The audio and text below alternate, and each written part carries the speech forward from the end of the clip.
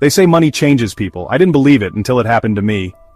I married my high school sweetheart, Sophia, right after graduation. College wasn't an option for me, so I went straight to work. Construction during the day, mowing lawns on weekends. It was tough, exhausting, and injuries were common, but I never complained. I was providing, for her. Sophia worked as a cashier at a local supermarket. We didn't have much, but I did everything I could to make her happy. Took her to nice places when I could. Surprised her with little gifts. Loved her with everything I had. And for a while, I thought it was enough. But then, something changed. She started spending money recklessly. Expensive handbags, designer shoes, things we couldn't afford. She became obsessed with luxury, things way beyond our budget. We argued constantly. And then came the name. Her boss, the supermarket owner. The man with the brand new Mercedes she wouldn't stop talking about. I thought it was admiration at first until she mentioned he had given her a ride in it. Something inside me snapped. I told her I was visiting my cousins in another state for a few days. Instead, I rented a cheap motel across town and came back home in the middle of the night. There was an unfamiliar car in the driveway.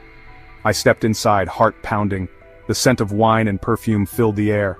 Clothes, his clothes, were on the floor. The bedroom door was slightly open. I saw them naked, sleeping together in our bed. I laughed, a bitter, broken laugh. Then I turned around and walked back to my car. I didn't yell. I didn't wake them up. I just left. I spent the night crying at my parents' house, knowing my marriage was over. The next morning I confronted her, told her I knew, told her I wanted a divorce. She sighed, with relief. "I've been waiting for this," she said coldly. "You can't give me the life I want. He can." I felt my heart shatter, but I kept my composure. "Be out by morning. I'll send the divorce papers." The next 5 months were hell. I fell into a deep depression.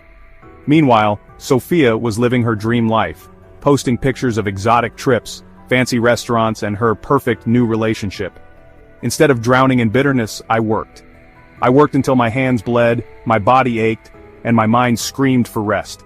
I took on extra shifts, saved every penny, and climbed my way up in construction. 5 years later, I became a project manager. I was finally making 6 figures. But I wanted more.